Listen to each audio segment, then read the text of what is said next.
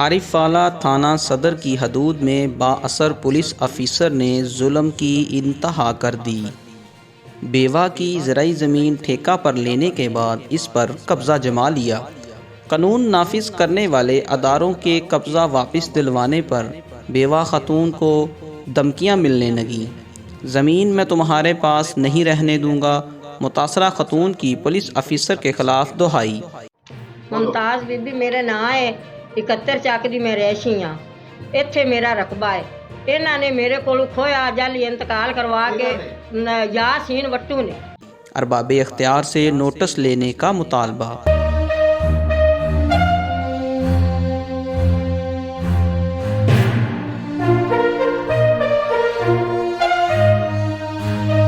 District پاک پتن کی تحصیل عارف والا تھانہ صدر کی حدود گاؤں 71 ای کی رہائشی بیوہ خاتون کے مطابق بااثر پولیس افیسر یاسین وٹو نے اس کی زرعی زمین ٹھیکہ پر لینے کے بعد اس پر قبضہ جما لیا۔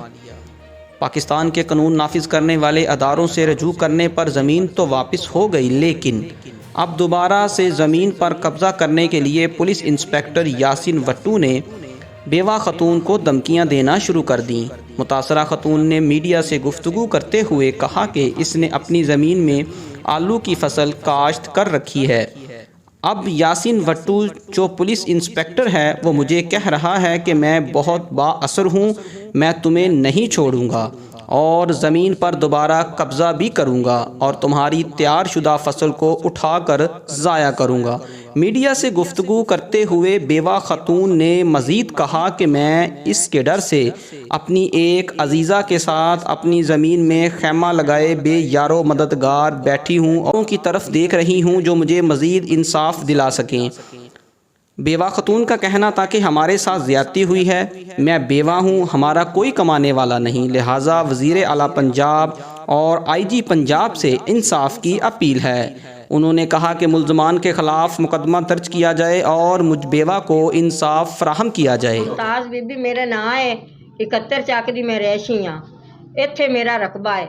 ਇਹਨਾਂ ਨੇ ਮੇਰੇ ਕੋਲੋਂ ਖੋਇਆ ਜਾਲੀ ਇੰਤਕਾਲ ਕਰਵਾ ਕੇ ਯਾਸੀਨ ਵੱਟੂ ਨੇ ਰਿਟਾਇਰ ਹੈ SHO ਯਾਸੀਨ SHO ਇਹਨੇ ਮੇਰੇ ਕੋਲੋਂ ਖੋਹ ਲਿਆ।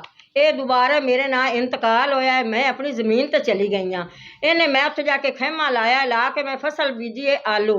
ਉੱਥੇ ਜਾ ਕੇ ਡੰਡੇ ਸੋਟੇ ਵਿਖਾਂਦਾ ਹੈ, ਆਂਦਾ ਤੂੰ ਚਲੀ ਜਾ, ਮੈਂ ਬੇਟਾ SHO ਐਵੇਂ ਨਹੀਂ ਬਣਾ ਕਿ ਮੈਂ ਤੇਰੇ ਕੋਲ ਜ਼ਮੀਨ ਨਾ ਛੀਨਾ, ਤੂੰ ਦਫਾ ਹੋ ਚਲੀ ਜਾ, ਤੇਲ ਸੁੱਟ ਮਾਰ ਜੋ ਮਰਜ਼ੀ ਕਰ। ਮੇਰੇ ਬੱਚੇ ਛੋਟੇ ਛੋਟੇ ਆ, ਮਿਹਨਤਾਂ ਕਰ ਕੇ ਮੈਂ ਜ਼ਮੀਨ ਵਾਪਸ ਮੈਨੂੰ ਮਿਲੀ ਹੈ। ਮੇਰਾ ਸਾਈਂ ਨਾ ਅਦਾਲਤਾਂ 'ਚ ਇਹਨਾਂ ਦੀਆਂ ਗੱਲਾਂ ਨਾਲ ਖਤਮ ਹੋ ਗਿਆ, ਫੌਤ ਹੋ ਗਿਆ। ਮੈਂ ਫਿਰ ਇਕੱਲੀ ਨਹੀਂ ਆ ਇੱਥੇ, ਮੈਂ ਇਕੱਲੀ ਉੱਥੇ ਜ਼ਮੀਨ 'ਚ ਬੈਠੀ ਹਾਂ। ਮੇਰੇ ਚਾਚੇ ਦੀ ਬੇਟੀ ਮੇਰੇ ਕੋਲ ਬਹਿੰਦੀ ਹੈ, ਚਲੋ ਕਿਧਰੇ ਫੋਨ ਆ ਜਾਂਦਾ ਹੈ। ਯਾਸੀਨ SHO ਆਖਦਾ ਹੈ ਕਿ ਤੂੰ ਇੱਥੋਂ ਦਫਾ ਹੋ ਜਾ, ਚਲੀ ਜਾ, ਮੈਂ ਕੋਈ ਚੀਜ਼ ਨਹੀਂ ਦੇਣੀ। شرمندہ ہوں قائد میں شرمندہ ہوں، شرمندہ ہوں قائد میں شرمندہ ہوں۔ نبیلا خان دے آرڈر تو میرے ਨਾਂ ਮੋਸਬੇ ਵਾਲਾ تو میرے ਨਾਂ ਜ਼ਮੀਨ ਦਾ ਇੰਤਕਾਲ ਹੋਇਆ। ਮੈਂ ਆਪਣੀ ਜ਼ਮੀਨ 'ਚ ਗਈ ਹਾਂ, ਮੈਂ ਇਹਦੀ ਜ਼ਮੀਨ 'ਚ ਨਹੀਂ ਗਈ।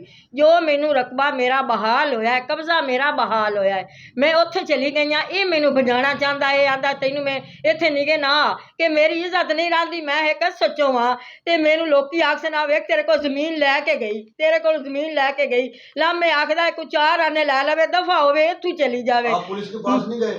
पुलिस के पास जो गए हैं, पुलिस नहीं मेरी सुनती, पुलिस भी इनके भाई मान जाते हैं।